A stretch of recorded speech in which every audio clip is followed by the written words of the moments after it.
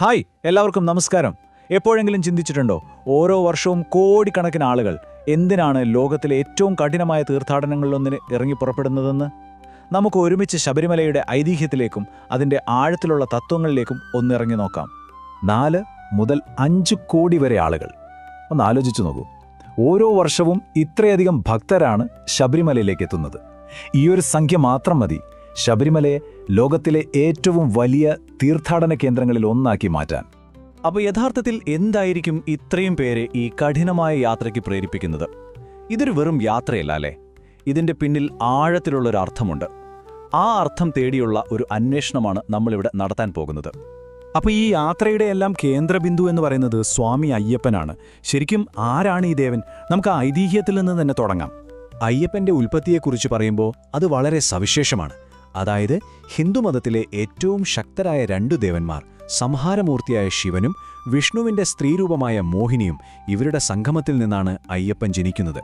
ഇതുകൊണ്ട് തന്നെ ശൈവ വൈഷ്ണവ വിശ്വാസങ്ങളെ ഒരുമിപ്പിക്കുന്ന ഒരു വലിയ പാലമായി അയ്യപ്പനെ കാണാറുണ്ട്. ഹരിഹരസുധൻ എന്ന് വിളിക്കുന്നതും അതുകൊണ്ടാണ്. ഇനി അയ്യപ്പന്റെ ഐതിഹ്യത്തിലേക്ക് വന്നാൽ അതൊരു യോദ്ധാവായ രാജകുമാരന്റെ കഥയാണ്. പമ്പയുടെ തീരത്ത് നിന്ന് പന്തളം രാജാവിന് ഒരു കുഞ്ഞിനെ കിട്ടുന്നു.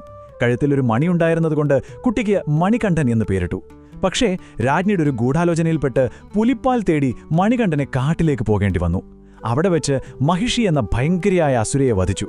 അത്ഭുതം എന്താണെന്ന് വെച്ചാൽ അദ്ദേഹം തിരിച്ച് രാജ്യത്തേക്ക് വന്നത് ഒരു പുലിയുടെ പുറത്തായിരുന്നു.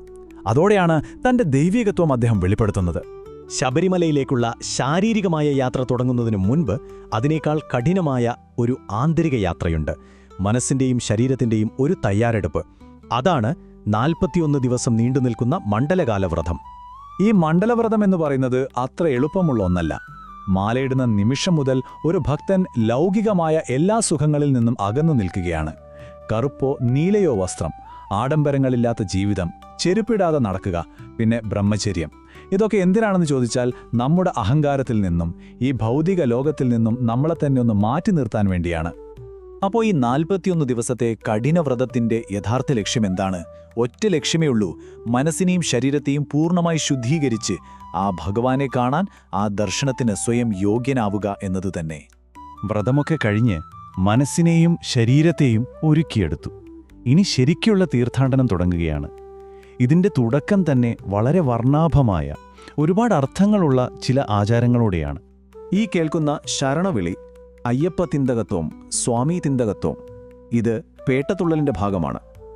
മഹിഷിയെ വധിച്ച് അയ്യപ്പൻ നേടിയ വിജയത്തിന്റെ ഒരാഘോഷമാണിത്. ഭക്തർ ദേഹത്തൊക്കെ ചായം പൂശി കയ്യിൽ മരത്തിന്റെ ആയുധങ്ങളൊക്കെ പിടിച്ച് ആ വിജയനൃത്തത്തിൽ പങ്കുചേരും. അതൊരു പ്രത്യേക കാഴ്ച തന്നെയാണ്. ഇതിലെ ഏറ്റവും സവിശേഷമായൊരു കാര്യമെന്താണെന്ന് വെച്ചാൽ, ഈ പേട്ടതുള്ളലിന് ശേഷം ഭക്തർ പോകുന്നത് വാവറിന്റെ പള്ളിയിലേക്കാണ്. അയ്യപ്പന്റെ ഏറ്റവും വിശ്വസ്തനായ സൈന്യാധിപനായിരുന്നു വാവറെന്നാണ് വിശ്വാസം. ഇത് നൂറ്റാണ്ടുകളായി നമ്മുടെ നാട്ടിൽ നിലനിൽക്കുന്ന മതസൗഹാർദ്ദത്തിന്റെ ഏറ്റവും വലിയ ഉദാഹരണങ്ങളിൽ ഒന്നാണ്. ഇനി നമ്മൾ ഈ യാത്രയുടെ ഏറ്റവും പ്രധാനപ്പെട്ട, ഒരുപക്ഷെ ഏറ്റവും കഠിനമായ ഘട്ടത്തിലേക്ക് കടക്കുകയാണ്. അതാണ് 18 പുണ്യപടികൾ കയറുക എന്നത്. ഈ 18ാം പടി എല്ലാവർക്കും കയറാൻ പറ്റില്ല. 41 ദിവസത്തെ വ്രതം പൂർത്തിയാക്കി തലയിൽ ഇരുമുടിക്കെട്ടുമായി വരുന്നവർക്ക് മാത്രമേ അതിന് അനുവാദമുള്ളൂ.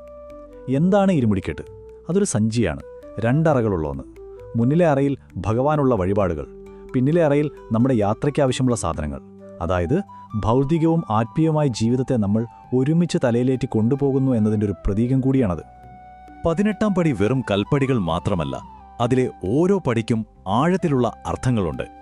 നമ്മുടെ 5 ഇന്ദ്രിയങ്ങൾ, കാമം, ക്രോധം, ലോഭം പോലുള്ള 8 വികാരങ്ങൾ, സത്വം, രജസ്, തമസ് എന്ന 3 ഗുണങ്ങൾ, പിന്നെ അറിവും അറിവില്ലായ്മയും. അങ്ങനെ ഓരോ പടി കയറുമ്പോഴും നമ്മൾ നമ്മുടെ ഉള്ളിലെ ഈ പരിമിതികളെ ഓരോന്നായി മറികടക്കുകയാണെന്നാണ് സങ്കല്പം. അങ്ങനെ എല്ലാ കഷ്ടപ്പാടുകളും സഹിച്ച് പടികളെല്ലാം കയറി ആ യാത്ര അതിൻ്റെ പാരമ്യത്തിൽ എത്തുകയാണ്. ഇവിടെയാണ് ആ വലിയ വെളിപാട് കാത്തിരിക്കുന്നത്: പ്രകാശവും പരമമായ സത്യവും. ശബരിമലയെക്കുറിച്ച് കേൾക്കുമ്പോൾ എപ്പോഴും 2 ജ്യോതികളെക്കുറിച്ച് ഒരു സംശയം വരാറുണ്ട്: മകരജ്യോതിയും മകരവിളക്കും. ഇത് രണ്ടും രണ്ടാണ്. മകരജ്യോതി എന്ന് പറയുന്നത് മകരസംക്രാന്തി ദിവസം ആകാശത്ത് സ്വാഭാവികമായി തെളിയുന്ന സിരിയസ് എന്ന നക്ഷത്രമാണ്, ഒരു പ്രകൃതി പ്രതിഭാസം. എന്നാൽ മകരവിളക്ക് അങ്ങനെയല്ല. അത് പൊന്നമ്പതമേട് എന്ന കുന്നിൽ ഒരു അനുഷ്ഠാനത്തിന്റെ ഭാഗമായി മനുഷ്യർ തെളിയിക്കുന്ന ഒരു ദീപമാണ്. ഒന്ന് പ്രകൃതിയുടെ അത്ഭുതം, മറ്റൊന്ന് മനുഷ്യന്റെ ഭക്തിയുടെ സമർപ്പണം. പക്ഷേ ഈ പ്രകാശങ്ങൾക്കുമപ്പുറം ഈ യാത്രയുടെ മുഴുവൻ സത്തും ഉൾക്കൊള്ളുന്ന ഒരു സന്ദേശം ആ ക്ഷേത്രത്തിലുണ്ട്. എല്ലാ തീർത്ഥാടകർക്കും കാണാനായി അവിടെ എഴുതി വച്ചിരിക്കുന്ന ആ സന്ദേശം എന്താണെന്നറിയോ? ആ സന്ദേശം ഇതാണ്: തത്വമസി. ഉപനിഷത്തുകളിൽ നിന്നുള്ള ഒരു മഹാവാക്യമാണിത്. ഇതിന്റെ അർത്ഥം അത് നീയാകുന്നു എന്നാണ്. കേൾക്കുമ്പോൾ വളരെ ലളിതമായി തോന്നാം, അല്ലേ? പക്ഷേ ഇതിൽ പ്രപഞ്ചത്തോളം വലിയൊരു സത്യം ഒളിഞ്ഞിരിപ്പുണ്ട്. അതായത് ഈ യാത്രയുടെയെല്ലാം അവസാനത്തെ പാഠം ഇതാണ്: നമ്മൾ പുറത്ത് തേടുന്ന ആ ദൈവികത, ആ ഈശ്വരൻ, അത് മറ്റെവിടെയുമല്ല, അത് നമ്മളുടെ ഉള്ളിൽ തന്നെയാണ്. അത് നീയാകുന്നു. ഈയൊരു തിരിച്ചറിവാണ് ശബരിമല തീർത്ഥാടനത്തിന്റെ ഏറ്റവും വലിയ ഫലം. നമ്മൾ തേടുന്നത് നമ്മളിൽ തന്നെയുണ്ടെന്ന ആ വലിയ സത്യം.